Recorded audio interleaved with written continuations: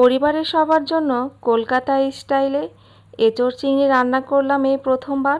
অনেক মজা করে খেলাম সবাই মিলে একসাথে। মজা 10-এর ভিতর কত দিবা?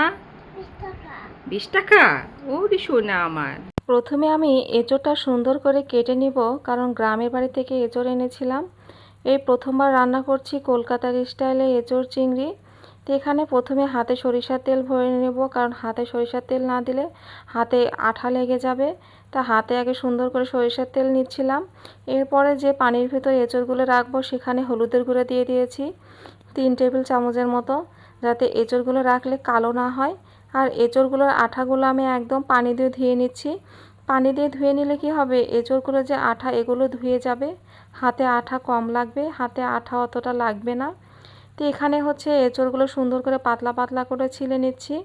আসলে আমরা বাংলাদেশের এটাকে কাঁঠাল বলি, কাঁঠাল বললেও কিন্তু এটা যখন একদম কচি এটাকে এঁচোড়ই বলে। আসলে তা আসলে সঠিক বলতে পারলাম না এটাকে এঁচোড়ই বলে না কি বলে। তো যাই হোক, বাংলাদেশে এটা আমি সুন্দর করে কেটে নিলাম, নিয়ে পানির ভিতর হচ্ছে চুবিয়ে রাখছি, হলুদ পানির ভিতরে, যাতে কালো কালার না হয় এবং কষটাও বের হয়ে যায়। এখানে আলু কিছু কেটে নিয়েছিলাম। গরম পানির ভিতরে একটু হলুদের গুঁড়া দিয়ে দিয়েছি। এরপরে এঁচোড়গুলো দিয়ে দিচ্ছি, দিয়ে এখন সুন্দর করে সেদ্ধ করে নিতে হবে, যাতে কষটা একদম বের হয়ে যায়। এর ভিতরে আমি 1 চামচের মতো লবণ দিয়ে দিয়েছি, যাতে লবণের সাথে ঝাল ভিতরে ঢুকে যায় এঁচোড়ের ভিতরে, আর একদম কষগুলো যাতে বের হয়ে যায়। তো এঁচোড়টা এখন আমি চেক করে দেখব সেদ্ধ হয়েছে কি না। এই যে দেখুন, একদম সেদ্ধ হয়ে গেছে। তো এঁচোড়গুলো ঢেলে নিয়েছি। এই ফাঁকে হচ্ছে আলুগুলো সুন্দর করে মেখে নিচ্ছি। হলুদ, লবণ, মরিচের গুঁড়া দিয়ে আলুগুলো মেখে নিতে হবে। এরপরে আমি কড়াইয়ে তেল দিয়ে দিয়েছি। তেলের ভিতরে আলুগুলো আমি এখন সুন্দর করে ভেজে নেব, যাতে এই আলুগুলো দিয়ে ওনারা এঁচোড় রান্না করে। তো এই ফাঁকে আমি চিংড়ি মাছগুলো হলুদ লবণ দিয়ে একটু মরিচের গুঁড়া আমি দিয়েছি। তারা আসলে মরিচের গুঁড়া অ্যাড করে না, কিন্তু আমরা আসলে মরিচের গুঁড়া দিয়েছি। এখানে এঁচোড় আলু এগুলো ভেজে নিয়েছিলাম। তো চিংড়ি মাছগুলো সুন্দর করে ভেজে নিয়েছি। তারপর কলকাতাতে আসলে তারা কেন জানি মরিচ কোনো কিছুতেই খায় না। আমরা মাছ ভাজিতেও আসলে মরিচ খাই, বেগুন ভাজিতে সব কিছুতেই আসলে মরিচ খাই। তো মাছগুলো ভেজে উঠে নিয়েছিলাম। ওই তেলের ভিতরে আরেকটু তেল অ্যাড করে দিয়েছি, দিয়ে সাদা কালো মশলা, দারচিনি, তেজপাতা আর একটু জিরা ফোড়ন দিয়ে পেঁয়াজগুলো ভেজে নেওয়ার পরে এর ভেতরে আমি 2 চামচের মতো আদা রসুন পেস্ট, 1 চামচের মতো লবণ, কারণ লবণ একটু কমই দিয়েছি, আগে দিয়েছিলাম। এরপরে হচ্ছে আমি মরিচের গুঁড়া 2 টেবিল চামচের মতো দিয়েছি, একটু ঝাল ঝাল জিরার গুঁড়া 1 টেবিল চামচ, হলুদের গুঁড়া 1 টেবিল চামচ, আর হচ্ছে দিয়েছি কাঁচামরিচ, আর হচ্ছে জিরার গুঁড়া, ধনিয়া গুঁড়া 1 টেবিল চামচের মতো, কারণ হলুদের গুঁড়া কম দেওয়ার কারণে হলুদের গুঁড়া দিয়ে ভাপ দিয়েছি, আর হচ্ছে লবণটা দিয়েও ভাপ দিয়েছিলাম। তো এখন মশলাগুলো একটু কষিয়ে নিয়ে সামান্য পরিমাণ পানি দিয়ে আবার একটু কষিয়ে নিব, কারণ এখানে মশলাটা যখন তেল উঠে আসবে তখন মশলাটা কষানো একদম পারফেক্ট হয়ে যাবে। তো এখানে মশলাটা তেল উঠে এসেছে। এর ভিতরে আমি দিয়ে দিব হচ্ছে এঁচোড়গুলো রেখেছিলাম, সেই এঁচোড়গুলো দিয়ে এখন সুন্দর করে কষিয়ে নিতে হবে। লবণ যাতে সবগুলো এঁচোড়ের ভিতরে ঢুকে যায় এই জন্য সুন্দর করে কষাতে হবে। তো সুন্দর করে নেড়ে চেড়ে নিচ্ছি, প্রায় 10 মিনিটের মতো কষিয়ে নিয়েছি।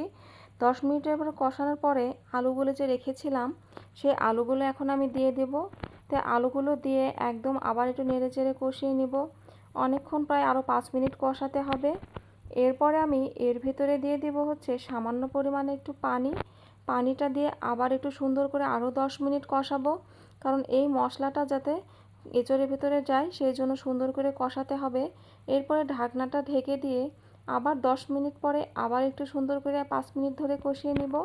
5 মিনিট ধরে কষানো হয়ে যাওয়ার পরে সুন্দর করে একটু কষিয়ে নিয়ে তারপরে হচ্ছে আমি এখন পানিটা দিয়ে দিব, কারণ একদম ঝোল দিয়ে দিচ্ছি। এঁচোড়টা আমি একদম মাখা মাখা রান্না করব, কারণ এঁচোড়টা একদম পানিটা এঁচোড়ের সমান হবে, এঁচোড়ের একটু মাঝামাঝি হবে, যাতে একটু মাখা মাখা রাখতে পারি।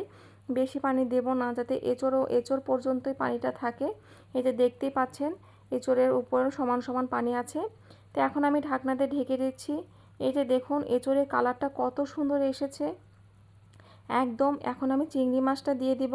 চিংড়ি মাছটা দিয়ে আবার একটু নেড়ে চেড়ে দিব, নেড়ে চেড়ে মিক্সড করে দিব, কারণ এইভাবে চিংড়ি মাছ দিয়ে এঁচোড় চিংড়ি রান্না করে।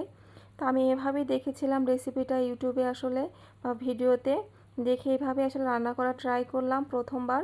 তো এখানে হচ্ছে সাদা জিরার গুঁড়া আর হচ্ছে গরম মশলা দিয়ে সুন্দর করে একটু নেড়েচেড়ে নিয়েছি।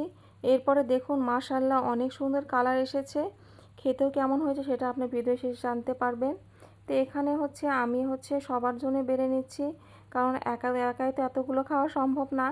তো জায়েদের জন্য আসলে দিচ্ছি। প্রথমবার রান্না করেছি চিংড়ি মাছ দিয়ে এঁচোড় চিংড়ি, এর জন্য সবার সাথে শেয়ার করেই খাচ্ছি যে কেমন হয়েছে আসলে।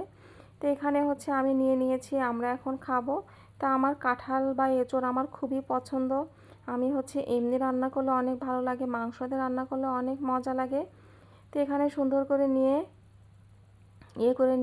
নিচ্ছি, নিয়ে খেয়ে দেখছি কেমন হয়েছে। আমার কাছে তো বেশ ভালো লেগেছে।